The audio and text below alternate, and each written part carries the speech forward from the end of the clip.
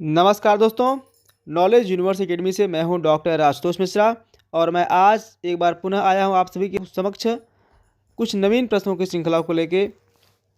और ये क्वेश्चन जो है काफ़ी इंपॉर्टेंट है, जो कि हिंदी से संबंधित हैं। तो दोस्तों आइए समय को बिना व्यर्थ किए इस वीडियो को शुरू करते हैं। और दोस्तों पहला क्वेश्चन है आपकी स्क्रीन पे और वो है भारतेंदु ग्रंथावली के संपादक हैं। तो देखिए, भारतेंदु ग्रंथावली के भाई संपादक कौन है? शुक्ल जी हैं या फिर नगेंद्र जी हैं, ओम प्रकाश जी हैं या फिर शैलेश जैदी हैं। तो आप लोग कमेंट भी कर सकते हैं। तो दोस्तों इसके जो संपादक हैं वो हैं हमारे ओम प्रकाश जय जो है जी, ठीक है। तो दोस्तों इस प्रकार से अगला क्वेश्चन आपकी स्क्रीन पे है और वो है क्वेश्चन नंबर 2। इतिहास दिवाकर की उपाधि किसे दी गई थी? इतिहास दिवाकर की उपाधि किसे दी गई थी? इसकी ऑप्शन है प्रेमचंद है, गुलेरी है, भारतेंदु है या फिर प्रसाद जी हैं। तो इतिहास दिवाकर की उपाधि दोस्तों दी गई थी हमारे गुलेरी जी को। और गुलेरी जी का पूर्ण नाम क्या था? तो इनका नाम था चंद्रधर शर्मा गुलेरी। चंद्रधर शर्मा गुलेरी, ठीक है। चंद्रधर शर्मा गुलेरी इनका पूरा नाम था और इन्हें ही इतिहास दिवाकर की उपाधि दी गई थी दोस्तों क्वेश्चन नंबर 3 है आपकी स्क्रीन पे और वो इस प्रकार से है और वो है दोस्तों, भारत भरत मुनि के अनुसार करुण रस के देवता कौन है? तो भरत मुनि के अनुसार भाई बताइए, करुण रस के देवता काल हैं या फिर यम है या फिर महाकाल हैं या फिर प्रमथ हैं। तो दोस्तों आपको पता होगा कि भरत मुनि के अनुसार जो करुण रस है उसके देवता हमारे यम है, ठीक है। अगला दोस्तों क्वेश्चन है भारवी अगला दोस्तों क्वेश्चन आपके स्क्रीन पे है क्वेश्चन नंबर 4। वो है भारवी का वास्तविक नाम क्या था? दोस्तों भारवी का वास्तविक नाम क्या था? रघुवंश था, श्रीकंठ था, दामोदर था या फिर अनागत था। तो इसका जो राइट है ऑप्शन है दोस्तों, आप लोग कमेंट कर सकते हैं। इसका जो राइट आंसर है वो है दामोदर है, दामोदर शर्मा या फिर दामोदर, ठीक है। अगला दोस्तों क्वेश्चन आपके स्क्रीन पे है और वो है इस प्रकार से क्वेश्चन नंबर 5। बाल कविता यह कदम का पेड़ की लेखिका कौन है? तो बाल कविता यह कदम का पेड़ की लेखिका भाई शिवानी है या फिर मनु भंडारी हैं, महादेवी वर्मा हैं अथवा सुभद्रा कुमारी चौहान हैं। तो आपको पता होगा बाल कविताएं भाई कौन लिखती थी? तो बाल कविताएं जो है लिखती थी हमारी सुभद्रा कुमारी चौहान जी, ठीक है। और इनकी बहुत सारी रचनाएं हैं, ये जो है एमपी के रहने वाली थी, ठीक है। अगला दोस्तों क्वेश्चन आपकी स्क्रीन पे है और वो है क्वेश्चन नंबर 6। नई धारा के द्वितीय उत्थान काल का एकमात्र उपन्यासकार शुक्ल ने किसे माना है? तो किसे माना भाई? किशोरी लाल गोस्वामी को माना है या फिर ब्रजेंद्र सहाय को माना है या फिर अयोध्या सिंह उपाध्याय हरिऔध को माना है या फिर देवकी नंदन खत्री को माना है। दोस्तों आपको पता होगा नई धारा के द्वितीय उत्थान काल का एकमात्र उपन्यासकार शुक्ल जो है, शुक्ल जी है, मानते हैं किसको? वो मानते हैं किशोरी लाल गोस्वामी को, ठीक है। देखिए ये सब क्वेश्चन बहुत छोटे छोटे क्वेश्चन है लेकिन काफ़ी इंपॉर्टेंट है और ये क्वेश्चन अक्सर एग्जाम में आते रहते हैं, चाहे टीजीटी का हो, चाहे पीजीटी का हो, चाहे नेट का हो, चाहे सीटेट हो, चाहे एस्टेट हो, चाहे आरओ हो, चाहे एआरओ हो, चाहे यूपी पुलिस हो, चाहे यूपीएससी ही क्यों ना हो, पीसीएस में कई बार एग्जाम पूछा गया है क्वेश्चन। तो आप लोग इसको हल्के मत दीजिए, क्वेश्चन को बराबर पढ़ते रहिए। चाहे क्वेश्चन कितना भी सिंपल आपको लगे उसको आप लोग हमेशा पढ़ते रहेंगे। जितना पढ़ेंगे, जितना उसको बार बार स्वाध्याय करेंगे, उतना आपके लिए काफ़ी बेनिफिशियल होगा, उतना आपको जल्दी जो है याद होगा दोस्तों क्वेश्चन वो। तो इस प्रकार से अगला क्वेश्चन दोस्तों है आपके स्क्रीन पे, वो है रघुवीर सहाय ग्रंथावली कितने खंडों में विभक्त है? तो रघुवीर सहाय ग्रंथावली भाई बताइए आप लोग कितने खंड में विभक्त है? 4 में है कि 6 में है कि 8 में है कि 10 में है? तो रघुवीर सहाय ग्रंथावली दोस्तों आपको पता होगा वह जो है 6 खंडों में विभक्त है, ठीक है। ऑप्शन नंबर बी सही हो जाएगा, ठीक है। दोस्तों अगला क्वेश्चन है आपकी स्क्रीन पे, वो है क्वेश्चन नंबर 8 और वो है मुक्तिबोध की प्रसिद्धि का मुख्य हेतु है? क्षयवाद दर्शन है, व्यंग्यात्मक कविता है, लंबी कविता है या फिर नई कविता? आप लोग कमेंट करके जो है करिए जल्दी से। तो भाई कौन हो जाएगा? मुक्तिबोध की प्रसिद्धि का मुख्य हेतु भाई कौन है? ये जो है लंबी लंबी कविताएं लिखने के लिए फेमस थे। तो ऑप्शन नंबर सी सही हो जाएगा। दोस्तों अगला क्वेश्चन आपकी स्क्रीन पे और वो है क्वेश्चन नंबर 9। नया खून का नामक पत्रिका का संपादन कहाँ से हुआ था? देखिए नया खून जो लिखा है ये जो है खूह में बड़ा मात्रा होगा। देखिए छोटे छोटे जो होते हैं ना गलतियाँ उससे आपको बचना है। कहीं अगर हो सकता है कि लिखने में हुआ हो तो उसको आप लोग सही मत मानिए, हो सकता है कि भाई मिस्टेक हो जाता है कभी कभी। तो नया खून में हमेशा बड़ा ऊ होगा, ठीक है। तो नागपुर में हुआ था भाई, इसका संपादन हुआ था या फिर कलकत्ता में हुआ था, या फिर बनारस में हुआ था, या फिर नई दिल्ली में हुआ था। तो आपको पता होगा नया खून नामक पत्रिका जो थी इसका संपादन होता था हमारे नागपुर से। ठीक है, अगला क्वेश्चन है दोस्तों आपके स्क्रीन पे, वो है क्वेश्चन नंबर 10। कुवलयमाला कथा के रचनाकार कौन है? उदयन सूरी हैं, मेरुतुंग हैं, दामोदर शर्मा है, अथवा हेमचंद्र हैं। तो कुवलयमाला बहुत ही इंपॉर्टेंट जो है रचना है ये, और इसके रचनाकार हमारे हैं उदयन सूरी जी हैं। ठीक है, अगला क्वेश्चन दोस्तों है वो है क्वेश्चन नंबर 11। खुसरो की रचना खालिक बारी है, क्या है भाई?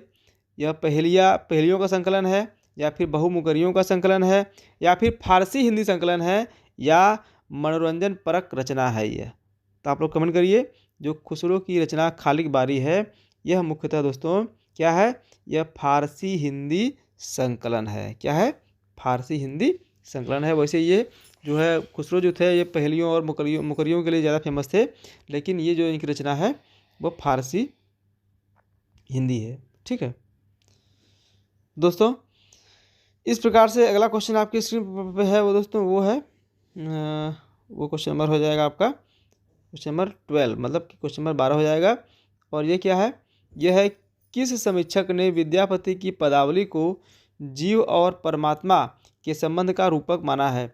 हजारी प्रसाद द्विवेदी ने माना है, आनंद कुमार स्वामी ने माना है, श्री प्रसाद सिंह ने माना है, या फिर राम वृक्ष बेनीपुरी ने माना है दोस्तों? तो इसका क्या हो जाएगा राइट आंसर? इसका राइट आंसर हो जाएगा आनंद कुमार स्वामी ने माना है। ठीक है, तो अगला क्वेश्चन दोस्तों आपके स्क्रीन पे है वो इस प्रकार से है क्वेश्चन नंबर 13। सब रस के रचनाकार हैं। सब रस मुल्ला वजही हैं, कुली कुतुब शाह हैं, इंसा अल्लाह खां हैं, या फिर सैयद हुसैन अली खां हैं? तो भाई बताइए आप लोग कौन से हैं? तो सब रस के रचनाकार हमारे हो जाएंगे मुल्ला वजही हो जाएंगे। कौन हो जाएंगे भाई? मुल्ला वजही हो जाएंगे। ठीक है, मुल्ला वजही। ठीक है, अगला क्वेश्चन है दोस्तों आपके स्क्रीन पे, और वो है फोर्ट विलियम कॉलेज की स्थापना कब हुई थी? Many important question. यह जो है हिंदी के लिए भी इंपॉर्टेंट है, और जीएस का जो पेपर होता है सभी प्रकार के जीएस के लिए भी ये इंपॉर्टेंट है, और ये क्वेश्चन किसी भी एग्जाम पूछा जा सकता है, क्योंकि हिंदी में से भी संबंधित है, और यह जो है अन्य एग्जाम से भी संबंधित है, हिस्ट्री से भी संबंधित है। तो फोर्ट विलियम कॉलेज की स्थापना भाई कब हुई थी? 1800 में हुई थी, या फिर 1805 में हुई थी, या फिर 1857 में हुई थी, या फिर 1900 ईस्वी में हुई थी? तो आपको पता होगा कि इसकी स्थापना जो है फोर्ट विलियम कॉलेज की स्थापना हुई थी सन 1800 ईस्वी में। ठीक है, अगला क्वेश्चन दोस्तों क्वेश्चन नंबर 15 है। बेकसी का मजार बहुत ही इंपॉर्टेंट है, ये बहुत ही फेमस रचना है ये। इसके जो है उपन्यास, ये जो है बेकसी का मजार एक उपन्यास है। तो बेकसी का जो इसके उपन्यासकार हैं वो कौन है भाई? वो है अमृतलाल नागर हैं, या फिर प्रताप नारायण मिश्र हैं, और श्रीवास्तव हैं, या फिर चतुर्सेन शास्त्री हैं, या फिर विष्णु शास्त्री हैं? तो आपको पता होगा कि बेकसी का मजार हमारे प्रताप नारायण श्रीवास्तव जी की ये जो है उपन्यास है, बहुत ही फेमस है, और इसे बहुत सारे पुरस्कार मिले हुए हैं। ठीक है, अगला क्वेश्चन है क्वेश्चन नंबर 16। सरस्वती पत्रिका के प्रथम संपादक हैं? महावीर प्रसाद द्विवेदी हैं, प्रताप नारायण मिश्र हैं, बाबू श्याम सुंदर दास हैं, या फिर ठाकुर शिव प्रसाद सिंह हैं? तो सरस्वती पत्रिका के जो है प्रथम संपादक हैं बाबू श्याम सुंदर दास। ठीक है, ये देखिए क्वेश्चन समझिएगा आप लोग, इसके प्रथम संपादक यही थे। बाद में जो है महावीर प्रसाद द्विवेदी ने इसका संपादन जो है किया, लेकिन जो पहले जो इसका संपादक थे तो हमारे बाबू श्याम सुंदर दास ही माने जाते हैं। ठीक है दोस्तों, अगला क्वेश्चन है क्वेश्चन नंबर 16 और 17 आपकी स्क्रीन पे, और वो है मुक्तिबोध दिग्विजय महाविद्यालय राजनंद गांव में सेवारत थे? प्राचार्य थे वो, या फिर अंग्रेजी विभागाध्यक्ष थे, या फिर हिंदी के विभागाध्यक्ष थे, या फिर इसमें से कोई नहीं थे? तो भाई बताइए आप लोग। क्वेश्चन नंबर 17, वो भाई क्या थे? जो मुक्तिबोध जी थे वह दिग्विजय महाविद्यालय में जो राजनांद गांव में पढ़ता है वह किस में थे? तो प्राचार्य थे वहाँ थे, या फिर जो है अंग्रेजी के थे वो HOD थे, या फिर हिंदी के HOD थे? तो वो हिंदी के ही हेड ऑफ डिपार्टमेंट या फिर विभागाध्यक्ष थे। कहाँ पे थे? यह दिग्विजय महाविद्यालय पड़ता है राजनंद गांव में, या फिर राजनाथ गांव में, वहाँ पे थे। ठीक है दोस्तों, अगला दोस्तों क्वेश्चन है क्वेश्चन नंबर 18। मुस्काता चाँद ज्यों धरती पर रात भर में बिंब विधान है? मुस्का, देखिए कितना अच्छा पंक्ति लिखा हुआ है कि मुस्काता चाँद ज्यों धरती पर रात भर में बिंब विधान है। श्रव्य बिंब है, चाक्षुष बिंब है, स्पर्श बिंब है अथवा इसमें से कोई नहीं है। दोस्तों इसका क्वेश्चन हो जाएगा, राइट आंसर हो जाएगा यह चाक्षुष बिंब है। क्या है भाई? चाक्षुष, ठीक है, बिंब है। दोस्तों अगला क्वेश्चन है क्वेश्चन नंबर 19। सहर्ष स्वीकार है कविता में संबोधन हुआ है पत्नी को, प्रिया को, माँ को या फिर अज्ञात आलम्बन दिया गया है इसमें। तो क्वेश्चन नंबर 19 इसमें जो है सहर्ष स्वीकार, इसमें अज्ञात आलम्बन दिया गया है, ठीक है। दोस्तों अगला क्वेश्चन है आपके स्क्रीन पे, वो है क्वेश्चन नंबर 20। किसकी पंक्ति है गिरा अर्थ जल बीची सम कहियत भिन्न न भिन्न। गिरा अर्थ जल बीच सम कहियत भिन्न न भिन्न। देखिए बड़ा अच्छा पंक्ति है ये। और जब किसका है? यह अग्रदास का है कि रैदास का है या फिर रामानंद का है या फिर तुलसीदास का है।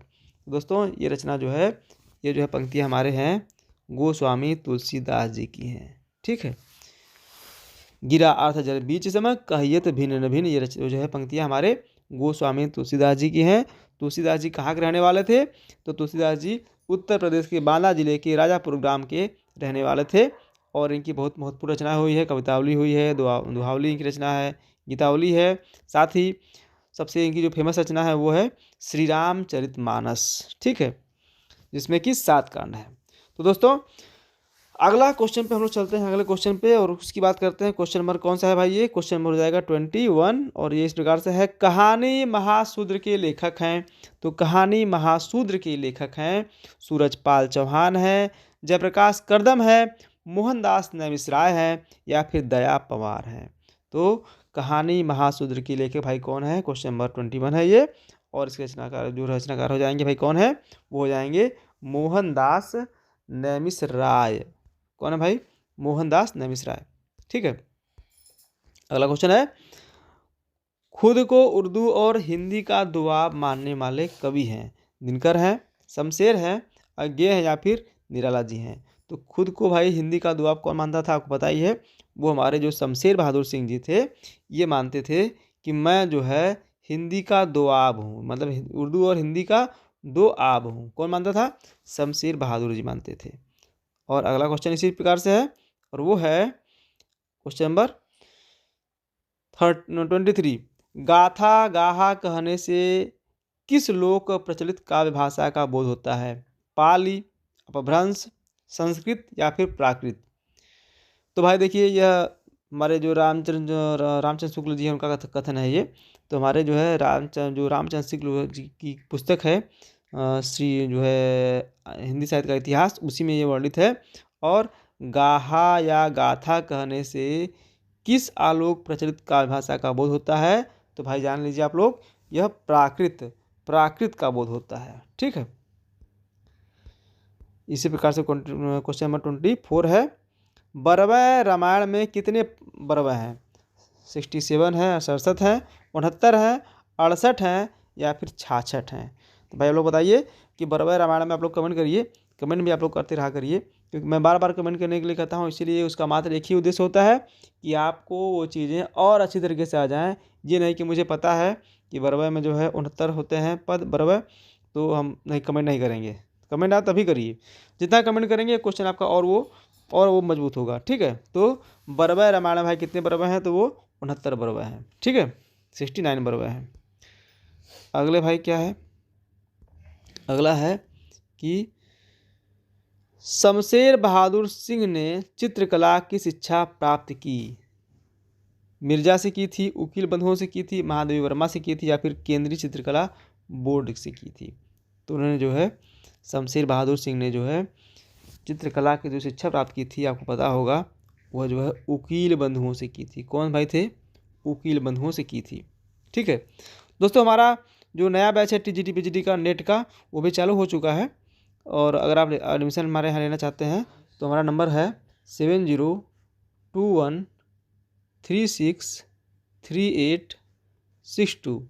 इस पर आप कॉल करके आप पूरी जानकारी ले सकते हैं या फिर व्हाट्सएप भी कर सकते हैं और हमसे जुड़ सकते हैं। अपने तैयारी को, अपने एग्ज़ाम को और अच्छी तरीके से तैयारी कर सकते हैं और एक नई दिशा दे सकते हैं। दोस्तों उम्मीद करता हूँ कि यह वीडियो आपके लिए काफ़ी बेनिफिशियल रहा होगा। अगर यह वीडियो आपको अच्छा लगा हो तो इस वीडियो को लाइक कर दें ईमानदारी के साथ, इसको शेयर भी कर दें ईमानदारी के साथ, और सब्सक्राइब तो एकदम कर दें। साथ ही अधिक से अधिक इसको लोगों तक पहुँचाएँ, जिससे कि सबका लाभ हो सके। मिलते हैं ऐसे ही अन्य ज्ञानवर्धक वीडियो के साथ। तब तक के लिए हर हर महादेव, जय श्री राम।